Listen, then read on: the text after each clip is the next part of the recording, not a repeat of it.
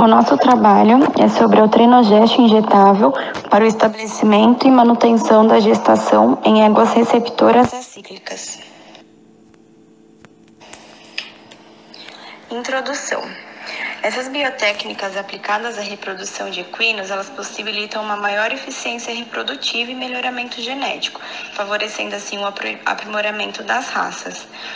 A transferência de embriões, ela é utilizada na equidicultura e o seu sucesso depende do manejo da égua doadora, da qualidade da sincronização da égua receptora e da habilidade do conhecimento do veterinário com essa técnica. Durante a estação de monta, muitas das éguas receptoras ainda se encontram em anéstrio. Então, a utilização de protocolos hormonais permite o uso de éguas acíclicas nesses programas de transferência de embriões. Nesse trabalho, a gente vai mostrar o uso do Outrenogeste em receptoras acíclicas na manutenção da gestação, quando comparado com éguas receptoras cíclicas, levando em consideração a formação de corpos lúteos, acessórios, tônus uterino no momento da transferência e o desenvolvimento da vesícula embrionária nesses grupos estudados.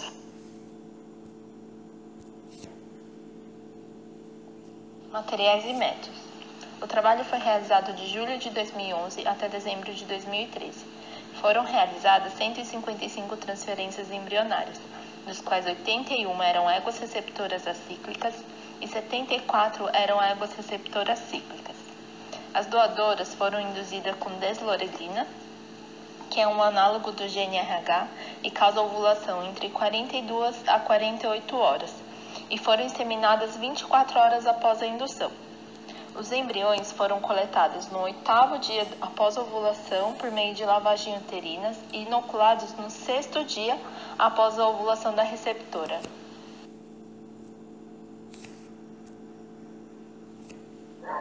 Os protocolos utilizados na sincronização das receptoras foram os seguintes.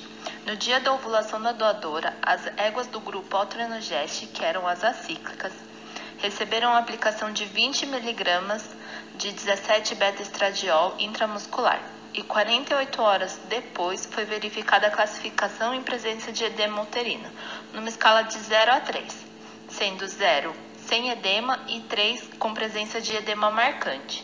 E os animais que apresentaram edema uterino entre 2 e 3 foi aplicado 180 mg de Outrenogeste IM.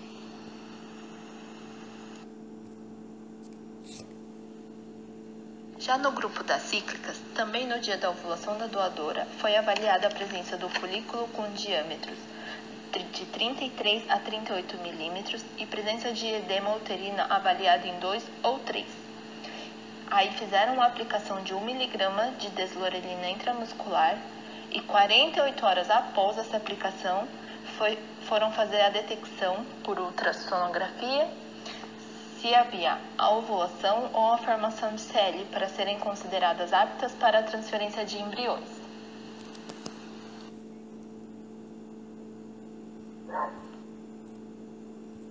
A transferência embrionária foi realizada no 6º dia após a aplicação do Outrenogeste ou 6º dia após a ovulação na receptora.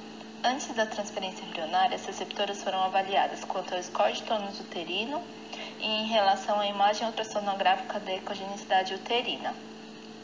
A transferência foi realizada pela transposição da cérvix pelo método não cirúrgico e imediatamente após a transferência, os animais do grupo Outrenogeste receberam outra aplicação de 180 mg de intramuscular de Outrenogeste.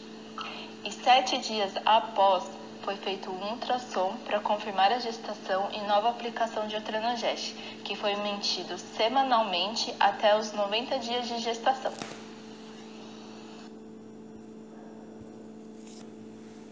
O diagnóstico de gestação positiva foi dividido em prenhez aos 15 e aos 90 dias, devido às perdas embrionárias que foram entre 15 e 60 dias de gestação. O tamanho da vesícula embrionária foi acompanhado a partir do 15º dia através de ultrassonografia. E os CLS foram monitorados a partir do 30º dia a cada 7 dias, até completar 90 dias de prenhez.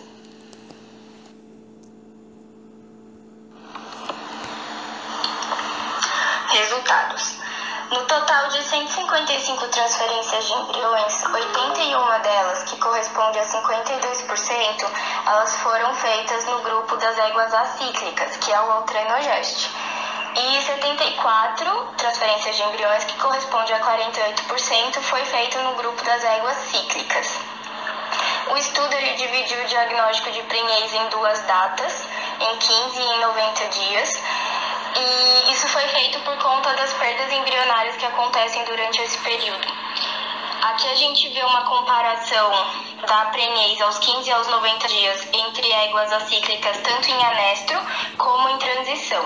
E a gente percebe que as éguas em transição, elas tiveram um maior número de prenhez aos 15 e aos 90 dias, comparado às éguas acíclicas em anestro, mas elas também tiveram uma maior perda embrionária, comparada às éguas em anestro. Quando a gente compara o grupo das acíclicas, que a gente junta éguas acíclicas em anestro em transição, e a gente compara com o grupo das éguas cíclicas, a gente percebe que as que estavam ciclando, elas tiveram uma porcentagem maior de prenhez aos 15 e aos 90 dias, mas elas também tiveram uma maior perda embrionária. Dessas 55 transferências de embriões, 44 delas não apresentaram gestação.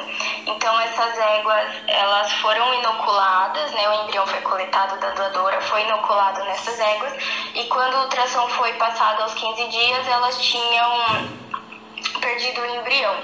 Então, 60% dessas éguas, elas eram do grupo das acíclicas, o altrenogeste, e 40% elas eram do grupo das cíclicas.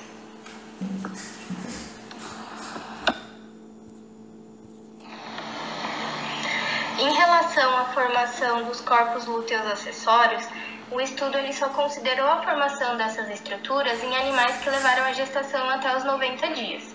No grupo das éguas cíclicas, 100% delas apresentaram a formação dos corpos lúteos acessórios, e no grupo do altrenogeste, que são as acíclicas, 27% delas apresentaram a formação dessas estruturas.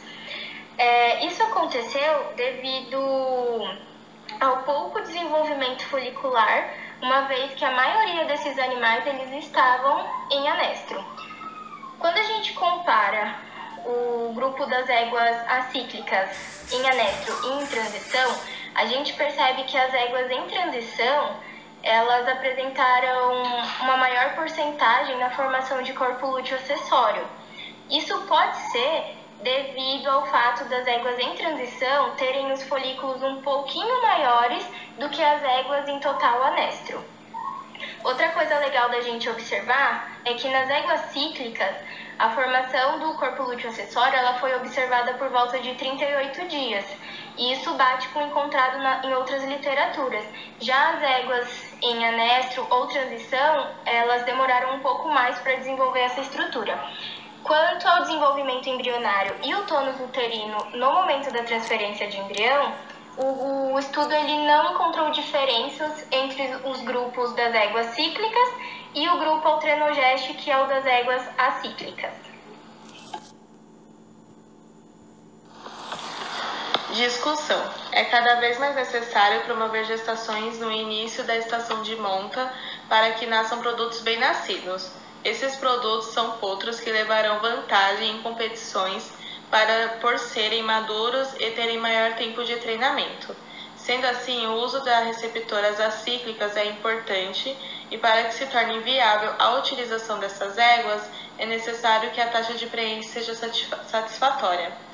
O estudo, assim como outras pesquisas, demonstrou taxas adequadas de prenhez para o emprego da técnica. A utilização de 180 mg de altrenogeste foi utilizada devido à falta de trabalhos que demonstram dose mínima. O uso de hormônio foi suspendido com 90 dias de prenhez, pois sugere-se que a placenta produza progesterona a partir de 70 dias. O protocolo utilizado para simular o ciclo estral normal foi satisfatório, com a aplicação de estrógeno para o preparo do útero.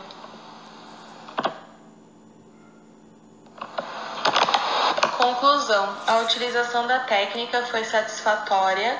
O estudo conclui que as éguas receptoras acíclicas em anestro ou em transição, suplementadas com o protocolo empregado no estudo, são uma alternativa eficiente para o início da estação de monta, momento em que poucos animais estão ciclando. A formação de corpo lúteo acessório não ocorre de forma adequada em animais acíclicos, o que faz necessária a aplicação de progesterona até o momento que a placenta assume total produção desse hormônio.